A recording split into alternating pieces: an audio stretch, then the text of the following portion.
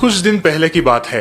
अरविंद ने अभी अभी अपनी टीचर्स ट्रेनिंग पूरी की थी और शहर की स्कूल्स में जॉब के लिए अप्लाई कर रहा था, लेकिन वक्त बर्बाद ना हो इसलिए उसने घर पर ही ट्यूशंस लेना शुरू किया।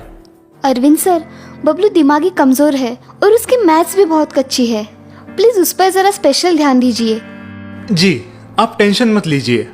ये खुशी की बात अपने स्कूल टीचर से शेयर करने अरविंद पाठक सर के घर आता है। बहुत बहुत बधाई अरविंद। हर बड़े काम की शुरुआत छोटे काम से ही होती है। खूब मन लगा के पढ़ाना। जी सर, मैं पूरी लगन के साथ काम करूंगा और आप ही के जैसे एक आदर्श टीचर होने की कोशिश करूंगा। आदर्श और बच्चों के फेवरेट, और इसलिए तुम्हें एक गुण बहुत काम आएगा। वो कौन सा सर? पेशेंस, यानी कि धीरज। तुम्हें तुम्हारे स्टूडेंट के साथ हमेशा धीरज से काम लेना होगा। सिक्के के दूसरे बाजू को बिना समझे कोई निष्कर्ष मत निकालना। अरविंद ने पाठक सर की बात अपने दिमाग में फिट कर ली। अरविंद बबलू को मन लगा के पढ़ाता था। अरविंद ने एक बात नोटिस की थी कि बबलू की मैथ्स सचमुच में कमजोर थी। वो उसे सिखाने के लिए सिंपल टेक्निक्स यूज करता था। एक दिन अरविंद ने बबलू को एक सिंपल सा सवाल पूछा। बबलू, अब सवाल ध्यान से सुनना और सोच के आंसर देना। अगर मैंने तुम्हें 3 ऑरेंजेस दिए और उसमें से एक वापस ले लिया तो अब तुम्हारे पास कितने ऑरेंजेस बचे? 3 सर। नहीं, फिर से सोचो। सर 3 ऑरेंजेस ही होंगे मेरे पास। नहीं बबलू, 2 ही बचेंगे।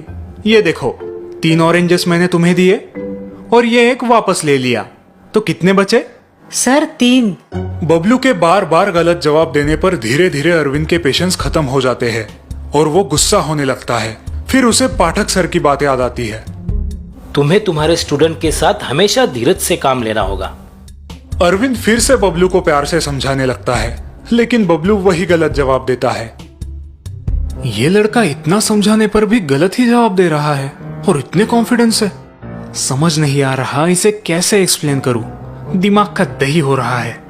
अरविंद के बदले हुए आवाज से बबलू थोड़ा सहम जाता है। अरविंद उसे आखिरी बार वही सवाल पूछता है और बबलू डर डर के वही गलत जवाब देता है। बबलू, अब मैं तुम्हें आखिरी बार पूछ रहा हूँ, सही जवाब दो, वरना कल तुम्हें 1 से 100 बार लिख कर लाना पड़ेगा। सर लेकिन मैं राइट आंसर ही दे रहा हूँ। अच्छा, अब तुम मुझे मैथ्स पढ़ाओगे।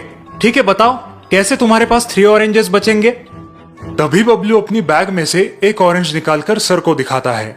सर, मेरी मम्मी ने आज मुझे ये एक ऑरेंज आपके साथ खाने के लिए दिया है, तो आपने 3 में से एक ऑरेंज ले भी लिया तो भी मेरे पास 3 ही ऑरेंजेस बचेंगे ना? अरविंद को अपनी गलती का एहसास हो जाता है। उसे पाठक सर की सीख याद आती है। Oh Bablu, I am so sorry बेटा, तुम्हारा जवाब बिल्कुल सही है। Very good. अरविंद को अपने बर्ताव का पछतावा होता है और वो आगे से कभी भी बच्चों के साथ इस तरीके से बिहेव ना करने की कसम खाता है। आज इस छोटे बच्चे ने मेरी आंखें खोल दी। सिक्के का दूसरा पहलू जाने बिना ही मैंने अपना संतुलन खो दिया। अब कभी भी ऐसी गलती नहीं करूंगा।